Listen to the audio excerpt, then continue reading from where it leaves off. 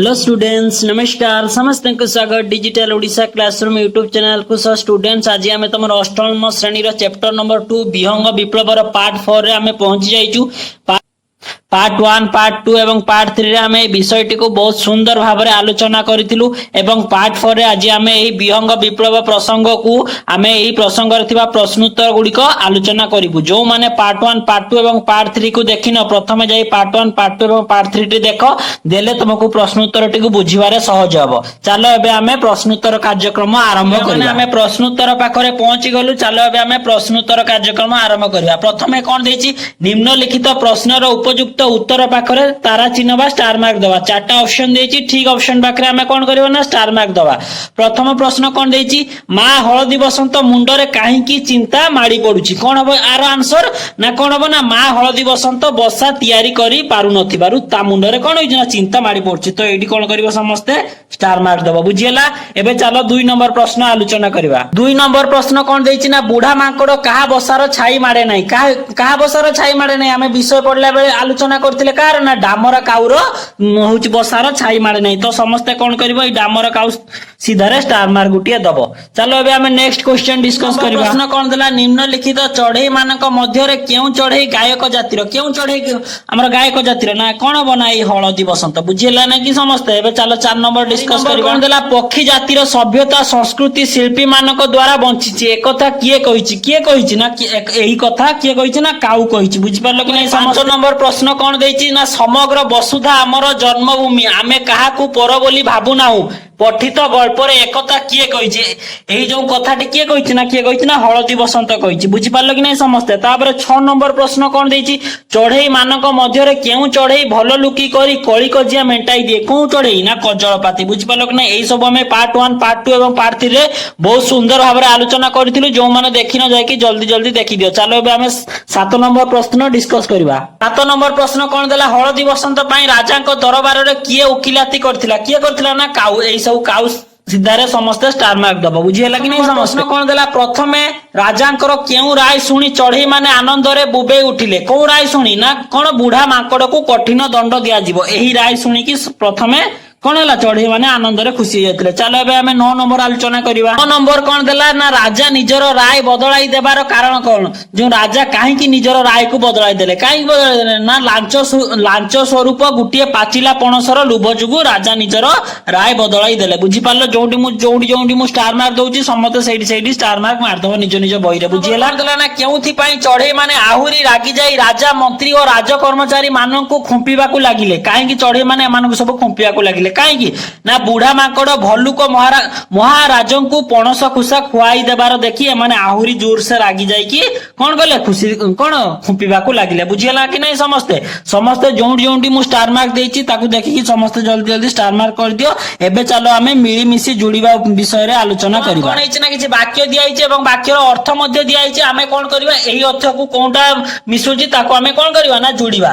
कोन हैला ना जेते काकुति मिनती कले भी बुढ़ा माकड़ ता कथा सुनिबा को नै आरो आंसर कोन हबो ना हळदी बसंत ता बसा न भांगीबा को अनुरोध करले मध्ये बुढ़ा माकड़ ता कथा केबे हेले मान नथला। तो एइठु आनी कि 1 नंबर पाखरु आनी कि ख पाखरे जुड़ी देबो। बुझि पारलो कि नै। सेइ बळे 2 नंबर रे कोन देला सेथि पई तो बुढ़ा माकड़ आम बसार छाई माडे नै एहार अर्थ कोन हबो ना डामर काउर आक्रमण को भय करी बुढ़ा माकड़ काउर बसा पाखकु जाय नै। बुझि पारलो कि नै। 2 नंबर को आनी कि क सहित समस्ते जुड़ी देबो। चलो एबे हमें 3 नंबर 4 नंबर डिस्कस करबा। देछि आजि काली तो तुम मानकर कचेबार या माने कोन गड़िया पोखरीर पानी सुखी आसुथिबारु गंगेई सहजरे माछ पाई जाउथिबारु एही कथा को जायछि। तो समस्त 3 नंबर को आनी कि ख सहित जुड़ी देबो। सेही भली 4 नंबर प्रश्न कोन देछि जोरजार मूलक तार त माने कोन शक्तिशाली ही आधिपत्य विस्तार करथाय एवं बल प्रयोग करी कार्य हासिल करथाय। बुझि पारलो। 4 नंबर को आनी कि क सहित समस्त जुड़ी देबो। चलो एबे हमें 5 नंबर और 6 नंबर डिस्कस करिबा। प्रश्न कोन देछि ना कजळपातीर सब कथा तार ए कान रे पसी से कान रे बाहरी गला या माने कोन हबो ना गर्वी और अहंकारी बुढ़ा माकड़ कजळपातीर कोनोसी कथा प्रति ध्यान देला नै। तो 5 नंबर को आनी कि कोन करियो समस्त ना ख सहित जुड़ी देबो। तापर कोन देला ना आगो पछ को चाहि विचार न कले विचार एक तरफा होई जिबार आशंका अछि। एहार अर्थ कोन बुझी विचारी स्थिर मन रे विचार न कले राय भूल होई जिबार संभावना को एड़ेई हेबो नै। बुझि पारलो। तो 6 नंबर को आनी कि कोन करिवो क सहित जुड़ी देबो। बुझियला। चलो हमें नेक्स्ट क्वेश्चन गुडी को डिस्कस करिबा। वर्तमान हमें वाक्य गुडी को ऊपर आलोचना पाखरे पहुंची जाइछु। देखो प्रथमे क ख ग तीनोटी प्रश्न देछि एवं एहार अर्थ सरल भाव लिखिबा माने कोन सरलार्थ लिखिबा पई कहिछि जो माने मोर प्रश्न उत्तर वीडियो गुडी को रेगुलर देखो से माने जानि पारुतबो एहा एक लॉन्ग क्वेश्चन आमे एहार उत्तर एठारे आलोचना करिबा नै एहार उत्तर तमे कोठी पाइबो एही वीडियो रो डिस्क्रिप्शन हमरा खुलिबो सेठी बहुत सुंदर भाव रे क ख ग रो उत्तर लिखा जाइछि समस्त सेठु देखि लिखि दबो वीडियो तळे देखिबो जो मोर ऑप्शन अछि से मोर ऑप्शन ले क्लिक करले वीडियो डिस्क्रिप्शन खुल जिवो केवल एही विषय न आशा उत्कल जहाँ भी तुम विषय अच्छी सबु विषय वीडियो डिस्क्रिप्शन खोली देला परे तमे जहाँ भी लॉन्ग क्वेश्चन बा सरलार्थर उत्तर गुड़िक से तुम मैंने पाइज बुझीगला चलो आम भाभी चिंती उत्तर देवा विषय रे आलोचना करबा उत्तर देवा प्रथम प्रश्न कौन जाइए हलदी बसंत दुखरे काहेकि कांदी पकाइला हलदी बसंत दुखरे काहेकि कांदी पकाइला चलो आम आलोचना करबा ना हलदी बसंत बहु कष्ट रे बांधी थिबा बसा को दुष्ट बुढ़ा मांकड़ बारंबार भांगी देउथिला बसंत ऋतु शेष हेबाकू बसिथिले मध्य से अंडा देवा पाई सुरक्षित स्थानटीए पाइला नाही निज कुनी छुआ मानक भविष्य अंधकार देखि से असहायतारे कांदी पकाइला बुझी पालो समस्ते गोटे काम कर वीडियो को स्टॉप करके जल्दी जल्दी ये आंसर को लिखि दियो चलो एबे हमें ख नंबर प्रश्न आलोचना करिबा कोन देछि ना कुआ माने किपरि अन्याय रे प्रतिरोध करंती चलो हमें आलोचना करिबा जे कुआ माने अन्याय रे प्रतिरोध किपरि करंती अन्याय सहंती नाही केही खराब बा अन्याय कले से माने ताकू थंटरे खुंपी और नखरे बिदारी अस्तव्यस्त कर दियंती समस्ते मिसी सर्वसाधारण रास्ता रे बड़ पार्टी रे गाली गुरज करी अन्यायकारी इज्जत महत्व सबू सारी दियंती बुझी पारलो कि नहीं समस्त गोटे काम कर वीडियो को स्टॉप करके याकू जल्दी जल्दी लिखि दियो चलो एबे हमें ग नंबर क्वेश्चन डिस्कस करबा प्रश्न कोन देला ना गंगेई केउ परिवेश देखि हळदी बसंत को गीत गाइबा को कहिला ना गंगेई चारियाडे नाना रंगर फूल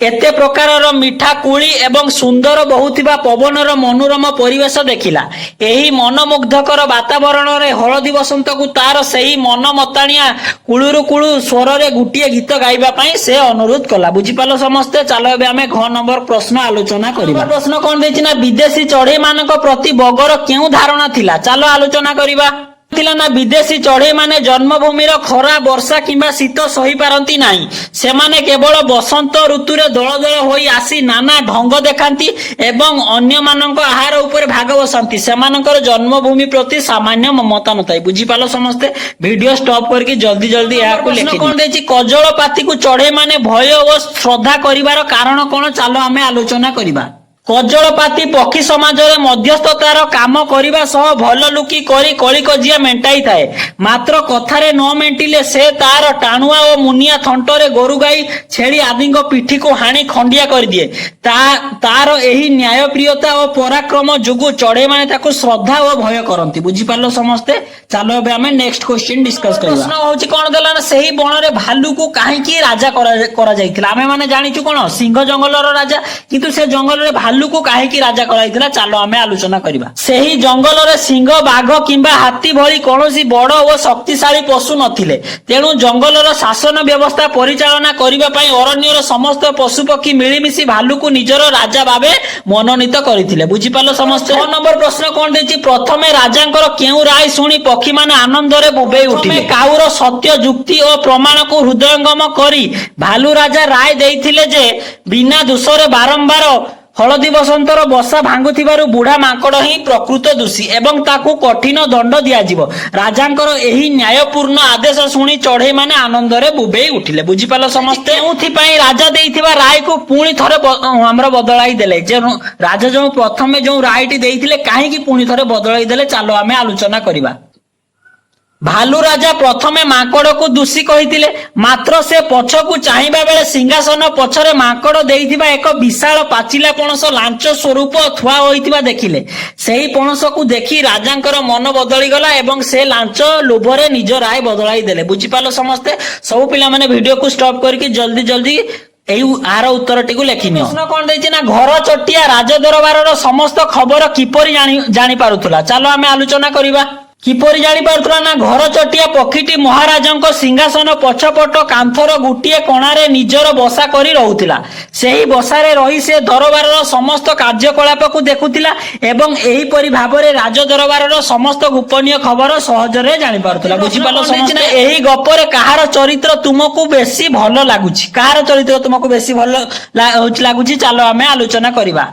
एही गल्परे मते काउर चरित्र सबुठारु भलो लागुछि से अन्याय विरुद्ध रे स्वर उत्तोलन करे, विपद बेले साथी पक्षी साहाय्य पाई उकिलाती करे एवं लांचुआ राजा असल रूप जानिबा परे समस्त को एकाठी करी विप्लवर मुख्य सूत्रधार साजिଥାଏ। तेणु मते एही कौन यही गल्प रे काउर चरित्र सबुठारु बहुत भल लाଗୁଛି। माने राजा को अन्याय कार्य जानी पारी कौन करबा को स्थिर कले। खरचटिया ठारू राजा को लांच कारोबार विषय रे जानिबा परे चढ़े माने बहुत रागी गले। सेमाने समस्त एकाठी होई स्थिर कले जे सेमाने मिसी एभली लांचुआ राजा और मंत्री को आक्रमण करिवे एवं सेमानकु राज सिंहासन रे सब दिन पई तोड़ी देबे। बुझी पालो समस्त वीडियो स्टॉप करके याको जल्दी जल्दी लिखि दैछि ना। विहंग विप्लव गपरु केउ शिक्षा मिला, एही गपरु तमे कोन शिखिलो चलो आमे आलोचना करिबा। विहंग विप्लव गल्परु एही शिक्षा मिले जे अन्याय और दुर्नीतिग्रस्त शासन व्यवस्था जेते शक्तिशाली हेले मध्य साधारण जनता जदि एकत्रित होई स्वर उत्तोलन करंती तेबे अत्याचारी रो पराजय सुनिश्चित। समाज रे एकता ही सबुठारु बड़ बड़। बुझी पालो समस्ते। चलो एबे हमें नेक्स्ट क्वेश्चन गुडी को डिस्कस करिबा। कल्पना पाखरे पहुंची जाइछु। प्रथम प्रश्नटी कोन दैछि ना, हळदी बसंत तुम घर ताजा ऊपर बसा बांधितिले तुमे कोन करिथांत। चलो आलोचना करिबा। बसंत मो घर ताजा ऊपर बसा बांधी थांता तेबे मु बहुत खुशी होइतांती। मु तार बसा को सुरक्षित रखितांती एवं केही जेमिति ताको भांगिबे नाही सेथि प्रति ध्यान देइतांती। चढ़ेईटी पाई प्रतिदिन पाखरे दाना और पानी रखी ताको श्रद्धा सहकारे पालन करितांती। बुझी पालो समस्ते। कोन देछि ना, बुढ़ा माकड़ दुष्ट और गर्वी होई नथिले कोन भलो होइतांता। जदि बुढ़ा माकड़टी दुष्ट और गर्वी होई नथांता ताले कोन भलो होइतांता। चलो आमे आलोचना करिबा। बुढ़ा माकड़ दुष्ट और गर्वी होई नथिले से हळदी बसंतर बसा बारंबार भांगी कष्ट देई नथांता। पक्षी मानक मध्यरे स्नेह और शांति बजाय रही थांता। से निजर शक्ति को परोपकार रे लगाई पारि थांता एवं गल्पर शेष रे ताकू पक्षी मानक द्वारा एभली रक्ताक्त और अपमानित हेबाकू पड़ी नथांता। बुझी पालो समस्ते। तापर 3 नंबर प्रश्न कोन दैछि ना, गाड़िया पोखरी रो केउ परिस्थिति रे गंगेई रो कचेबार होई पारि थांता। चलो आलोचना करिबा। कोन होबो ना, जदि गाड़िया पोखरी रो पानी सुखी जाई थांता एवं मनीष माने कम परिमाण रे माछ खाई थांते एपरि हेले गंगेई को सहज रे भलो माछ खाइबा को मिली थांता वो कचेबार होई पारि थांता। बुझी पालो समस्ते। 3 नंबर प्रश्न कोन दैछि ना, विदेश माने तुमर अतिथि हेले तुमे तांको प्रति किपरि व्यवहार प्रदर्शन करिवो। चलो आलोचना करिबा। विदेशी माने आमर अतिथि हेले मु सेमानकु भारतीय संस्कृति अतिथि देवो भव परंपरा अनुसार सम्मान जणाइबी। सेमानक सह स्नेहपूर्ण और सदय व्यवहार करिबी। सेमानकर सुरक्षा एवं सुविधार सुव्यवस्था करी आम देशर उदारता और आतिथेयतार एक सुंदर परिचय प्रदान करिबी। बुझी पालो समस्ते। चलो एबे हमें 5 नंबर प्रश्न को आलोचना करिबा। 5 नंबर प्रश्न कोन दैछि ना, बगर की स्वभाव होइथिले ताकू सबु चढ़ई आदर करिथांते। चलो आलोचना करिबा। मनरु कला गुरा भेदभाव गर्व एवं अहंकार त्याग करिथिले सबु चढ़ई ताकू आदर करिथांते। से स्वार्थपर और ठक न होई जदि अन्य पक्षीक विपद समय सहयोगर हाथ बढ़ाई थांता तेबे पक्षी समाजर निंदित न होई समस्तंकर प्रिय होई पारिथांता। बुझी पालो समस्ते। चलो एबे हमें 6 नंबर क्वेश्चन डिस्कस करिबा। नंबर प्रश्न कोन दैछि ना, भालू राजा लांचुआ होई नथिले से की प्रकार विचार करिथांते। चलो आलोचना करिबा। भालू राजा लांचुआ होई नथिले से माकड़र पणस लांच को प्रत्याख्यान करी निरपेक्ष विचार करिथांते। से काउर सठिक युक्ति को ग्रहण करी सरल हळदी बसंत को न्याय देइथांते एवं बारंबार पर घर भांगुथिबा दोषी बुढ़ा माकड़ को उचित कठिन दंड प्रदान करिथांते। 7 नंबर प्रश्न कोन दैछि, शासक जदि न्यायोचित विचार न करे तेबे राज्य रे केउ परिस्थिति सृष्टि हेबो। चलो आलोचना करिबा। शासक जदि न्यायोचित विचार न करे तेबे राज्य रे अराजकता अशांति एवं विद्रोहर परिस्थिति सृष्टि हेबो। प्रजा मानक मनरु शासन प्रति विश्वास टूटी जिवो एवं अन्याय वृद्धि पाइबो। परिशेष रे गल्प विहंग विप्लव भली शोषित जनसाधारण एकत्रित होई दुर्नीतिग्रस्त शासकंकु सिंहासनरु विताड़ित करिवे। बुझी पालो समस्ते। वीडियो को स्टॉप करके याको समस्ते जल्दी जल्दी लिखि। नंबर प्रश्न कोन देला, घर चटिया जदि राजांक सिंहासन पछरे पाचिला पणस देखि नथांता तेबे कोन होइथांता ना। जदि घर चटिया राजांक सिंहासन पछरे पाचिला पणस देखि नथांता तेबे से माकड़र लांच कथा जानि पारि नथांता।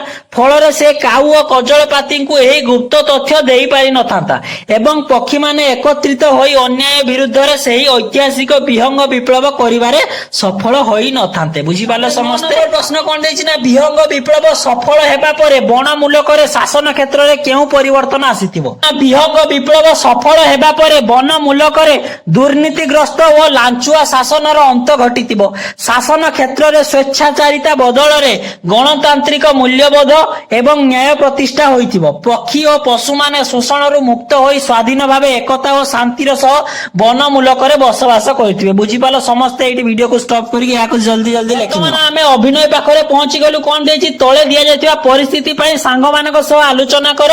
ଚରିତ୍ର ମାନଙ୍କର କଥୋପକଥନକୁ କଳ୍ପନା କରିବା ସହିତ ଲେଖିବା ଓ ତାକୁ ନେଇ ଅଭିନୟ କରିବା। ଏଇଠାରେ ମୋର କିଛି ଲେଖିବା ନାହିଁ, ତମ ସାଙ୍ଗମାନଙ୍କ ସହିତ ଏଇଟାକୁ ବସିକି ତମେ କଣ କରିବ? ଅଭିନୟ କରିବ। ଚାଲ ଏବେ ଆମେ ପରବର୍ତ୍ତୀ ପ୍ରଶ୍ନ ଆଲୋଚନା କରିବା। ଆମେ ବଦଳି ଯାଉଥିବା ଗପ ପାଖରେ ପହଞ୍ଚି ଗଲୁ। କଣ ଦେଇଛି ପ୍ରଶ୍ନ? ନା ବୁଢା ମାଙ୍କଡ କଜଳପାତିର ପ୍ରସ୍ତାବକୁ ମାନି ନେଇଥିଲେ ଗପଟି କେଉଁ ମୋଡ ନେଇ ଲେଖା ଯାଇ ପାରିଥାନ୍ତା ତାହାକୁ କଣ କରିବା? ଚିନ୍ତା କରିକି ଲେଖିବା। ଚାଲ ଆମେ ଏହାକୁ ଆଲୋଚନା କରିବା। ବୁଢା ମାଙ୍କଡ କଜଳପାତିର ପ୍ରସ୍ତାବ ମାନି ହଳଦୀ ବସନ୍ତର ବସା ଭାଙ୍ଗିବା ବନ୍ଦ କରିଥିଲେ ଗଳ୍ପଟି ଏକ ଭିନ୍ନ ମୋଡ ନେଇଥାନ୍ତା। ଏହା ଦ୍ୱାରା ପଶୁ ଓ ପକ୍ଷୀଙ୍କ ମଧ୍ୟରେ ଥିବା ବିବାଦ ଦୂର ହୋଇ ବନମୂଲକରେ ଶାନ୍ତି, ସହଯୋଗ ଓ ମେଳିର ପରିବେଶ ସୃଷ୍ଟି ହୋଇଥାନ୍ତା ଏବଂ ଗଳ୍ପରେ ରକ୍ତାକ୍ତ ବିହଙ୍ଗ ବିପ୍ଳବର ଆବଶ୍ୟକତା ପଡିନଥାନ୍ତା। ବୁଝିପାରିଲ ସମସ୍ତେ? ଚାଲ ଏବେ ଆମେ ନେକ୍ସଟ କ୍ୱେଶ୍ଚନ ଡିସ୍କସ୍ କରିବା। ବର୍ତ୍ତମାନ ଶବ୍ଦର ଠିକ ବନାନ।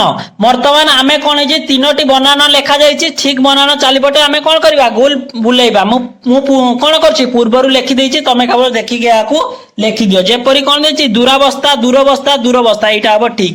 ଶିରୋଧାର୍ଯ୍ୟ, ତାପରେ ଭତ୍ସନା, ଅସ୍ତବ୍ୟସ୍ତ, ଆଉ କଣ? ଦୁର୍ଦ୍ଦଶା। ଯାହା ଯାହା ଚାରିପଟେ ରାଉଣ୍ଡ ବୁଲାଇଛି ତାକୁ ଦେଖିକି ସମସ୍ତେ ଜଲ୍ଦି ଜଲ୍ଦି କଣ କର? ଲେଖିଦିଅ। ଆମର 2 ନମ୍ବର ବିଶେଷ୍ୟ ଓ ବିଶେଷଣର ମେଳ। ବର୍ତ୍ତମାନ ଦେଖ ବୁଢା ମାଙ୍କଡ, ଏଇଟା ମାଙ୍କଡଟା କଣ? ବିଶେଷ୍ୟ, ବୁଢାଟା ହେଲା କଣ? ବିଶେଷଣ। ମାନେ ମାଙ୍କଡ ବିଷୟରେ ଅଧିକ ତଥ୍ୟ ଦଉଛି। ମାଙ୍କଡଟା କିପରି? ନା ବୁଢା। ଯେହେତୁ ବିଶେଷ୍ୟ ବିଷୟରେ ଅଧିକ ତଥ୍ୟ ଆମର ଦଉଛି ତାକୁ ଆମେ କଣ କହିଥାଉ? ବିଶେଷଣ। ତେଣୁ ବୁଢା ଏକ ବିଶେଷଣ, ମାଙ୍କଡ ଏକ ବିଶେଷ୍ୟ। ଥଣ୍ଟ ଗୋଟେ କଣ? ବିଶେଷ୍ୟ ଏବଂ କୁନି କୁନି କଣ ହବ? ନା ବିଶେଷଣ। ବୁଝିପାରିଲ? ସେଇଭଳି ଆଉ ବିଷୟରେ କଣ କଣ ଏଇଭଳି ବିଶେଷ୍ୟ ବିଶେଷଣ ଅଛି ଚାଲ ଆମେ ଆଲୋଚନା କରିବା। ସେଇଭଳି ଆଉ କଣ କଣ ଅଛି? ନା ମୁଁ ପୂର୍ବରୁ ଲେଖିଦେଇଛି, କେବଳ ଆଲୋଚନା କରିବା। କଣ ଅଛି? ନା ପାଚିଲା କୋଳି, ହଳଦିଆ ଦେହ, ଡାମରା କୁଆ, ଲଢୁଆ ଜାତି, ଥୁଣ୍ଟା ଗଛ, ମୁନିଆ ଥଣ୍ଟ, ପାଚିଲା ପଣସ, କୁଜି ଗେଣ୍ଡା, ଟିକି ଟିକି ଡେଣା। ବୁଝି ସମସ୍ତେ ଭିଡିଓକୁ ଷ୍ଟପ୍ କରିକି ଏହାକୁ ଜଲ୍ଦି ଜଲ୍ଦି ଲେଖିଦିଅ। ବର୍ତ୍ତମାନ କଣ? ନା କହିବାର ଢଙ୍ଗ ବା ଶୈଳୀ। ଏଇ ପାଖରେ ଆମେ ପହଞ୍ଚି ଗଲୁ। କଣ ଦେଇଛି? ନା ବୁଢା ମାଙ୍କଡ ମନ୍ତ୍ରୀଙ୍କୁ ହାତ କରି ସିଂହାସନ ପଛପଟେ ଗୋଟିଏ ପାଚିଲା ପଣସ ଲାଞ୍ଚ ସ୍ୱରୂପ ରଖିଦେଇଥିଲା। ଏଇଠି ଯୋଉ ହାତ କରି, ଏଇଟା ଗୋଟେ କଣ? ରୁଢି। ଏଇ ଯୋଉ ରୁଢିର ଏଇ ହାତ କରିବାର ଅର୍ଥ କଣ?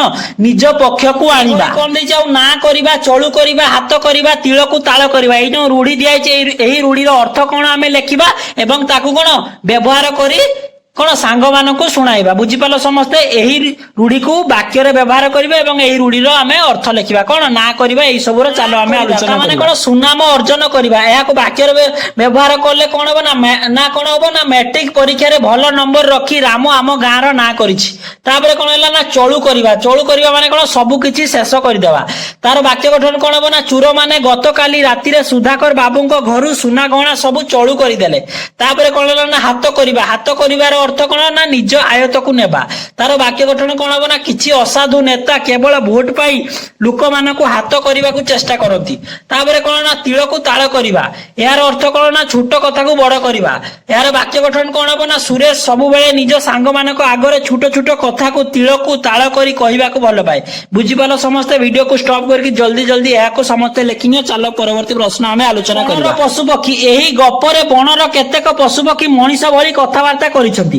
ତୁମେ ସେହି ପ୍ରାଣୀ ମାନଙ୍କର ଏକ ସୂଚୀ ତିଆରି କର। ସେମାନେ ମଣିଷ ମାନଙ୍କ ଭଳି କଣ କଣ କହିଛନ୍ତି ତାହା ଲେଖ। ଯେମିତି କି କଣ? ଯେମିତି ମା ହଳଦୀ ବସନ୍ତ କହିଛି ସେହି ନିଆଁ ଜଳା ବୁଢା ମାଙ୍କଡକୁ ଜବତ କରିବା ପାଇଁ କଣ ଏଠି କେହି ନାହିଁ। ଏଇ କଥା ଯେପରି ମା ହଳଦୀ ବସନ୍ତ କହିଛି, ସେଇଭଳି ଆଉ କିଏ କିଏ କଣ କହିଛନ୍ତି ଚାଲ ଆମେ ଆଲୋଚନା କରିବା। କହିଛି ନା ବୁଝିଲ, ପାଖ ଆଖରେ ଆଉ କୋଉ ଗଛ ଖାଲି ନାହିଁ। ଅନ୍ୟ ଚଢେଇ ମାନେ ସବୁ ଗଛରେ ବସା ବାନ୍ଧି ଅଣ୍ଡା ଦେଇ ସାରିଲେଣି। ସେଇଭଳି କାଉ କଣ କହିଛି?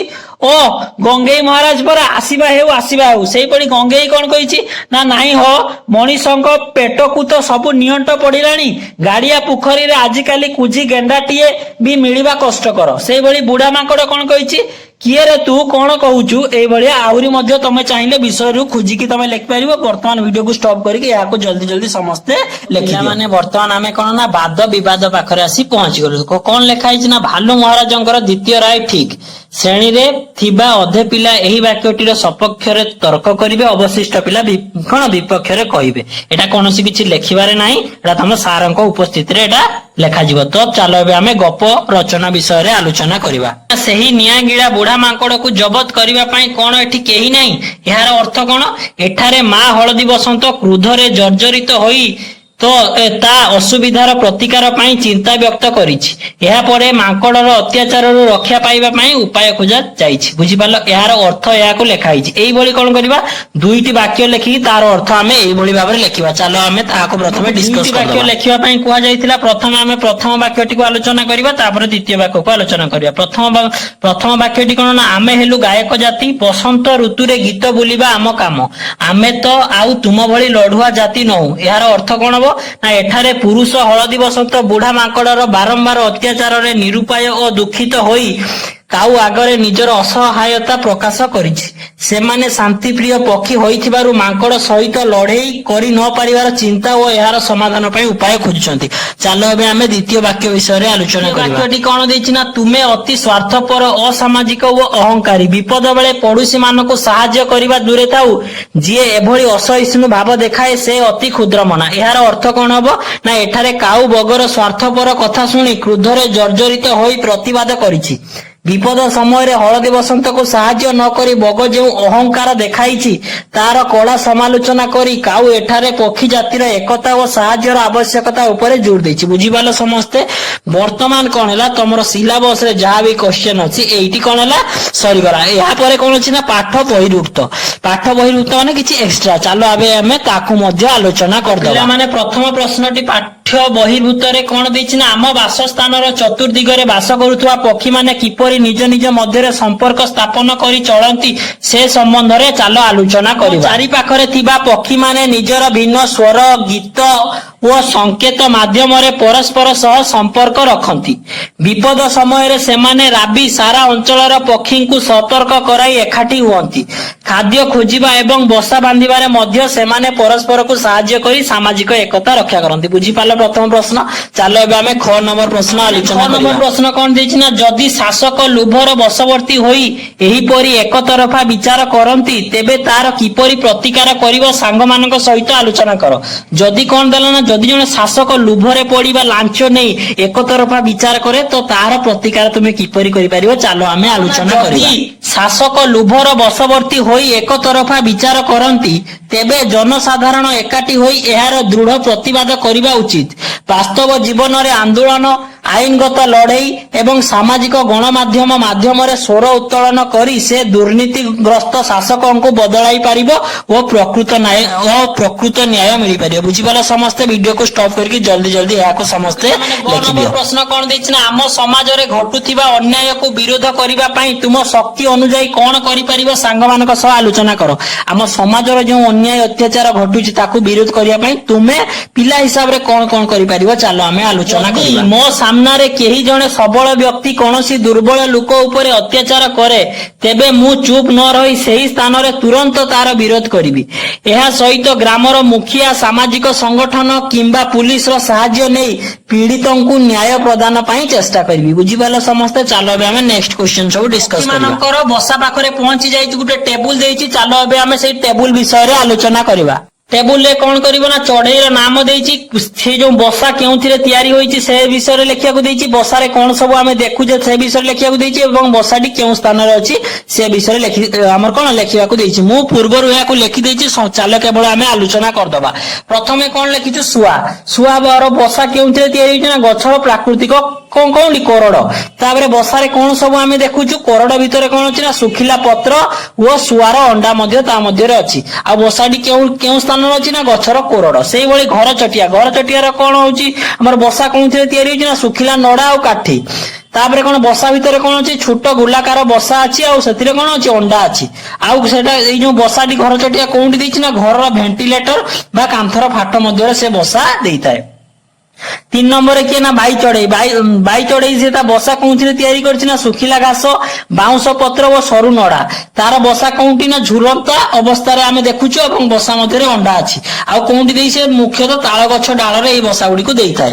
ତାପରେ ପାରା ପାରା ତା ବସା କୋଉଥିରେ ତିଆରି କରିଛି ନା ଶୁଖିଲା କାଠି ଏବଂ କୁଟା ଏବଂ ତା ବସାରେ ଆମେ କଣ ହଉଛି ଦେଖୁଛୁ ଅସଜଡା ବସାଟି ମାନେ ବସାଟି କଣ ଏତେ ସଜଡା ହୋଇ ପ୍ରାୟତଃ ନଥାଏ ଓ ସେଥିରେ ଅଣ୍ଡା ଥାଏ। ଆଉ ଇଏ କୋଉଠି ବସା ଦିଏ ନା ପୁରୁଣା କୋଠା ବାଡି ଓ ଛାତର କୋଣ ମାନଙ୍କରେ ବସା ଦେଇଥାଏ। ତାପରେ କଣ ନା କାଠ ହଣା ଚଢେଇ କୋଉଠି ବଉଛି ବସା ତାର କୋଉଠି ହୋଇଛି ନା ଗଛର ଗଣ୍ଡିକୁ ଖୋଳି ସେ ବସା ତିଆରି କରେ। ସେଇଭଳି ସେ ତା ବସା ମଧ୍ୟରେ କଣ ଥାଏ ନା କାଠ ଗୁଣ୍ଡ ଆଉ ଅଣ୍ଡା ଥାଏ।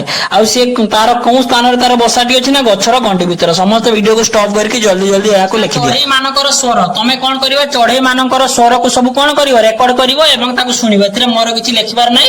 ଚାଲ ଆମେ ଆଜିର ପହେଳି ବା ପ୍ରହେଳିକା ବିଷୟରେ ଆଲୋଚନା କରିବା। ବର୍ତ୍ତମାନ ଦେଖ ଏଠି ଗୋଟେ ବିଲେଇ ଅଛି। ଏଠି କଣ ଅଛି ନା ସିଏ କୋଉ ରାସ୍ତା ଦେଇ ଗଲେ ଏଇଠି ପହଞ୍ଚି ପାରିବ। ବୁଝିପାରିଲ ସମସ୍ତେ ମୁଁ ଏଟା ପୂର୍ବରୁ ବନେଇ ଦେଇଛି କେବଳ ତମେ ତାକୁ କଣ ଦେଖିକି ବନେଇଦବ। ଏଇଠୁ ବିଲେଇ ବାହାରିବ ଏଇପଟେ ଯିବ ଏମିତି ଯାଇ ଏଇ ରାସ୍ତାରେ ଯେମିତି ମୁଁ ଅଙ୍କନ କରିଛି ସେଇଭଳିଆ ତମେ ଯଦି ଅଙ୍କନ କରିବ ବିଲେଇ ଏଇଠି କେବଳ ପହଞ୍ଚି ପାରିବ। ବୁଝିପାରିଲ ସମସ୍ତେ ଏଇଠି ତମର କଣ ହେଲା କ୍ଲାସଟି ପୁରା କମ୍ପ୍ଲିଟ ହେଲା। ପ୍ରଶ୍ନ ଉତ୍ତର ଭିଡିଓ ଏଇଠି ପୁରାପୁରି କମ୍ପ୍ଲିଟ ହେଲା।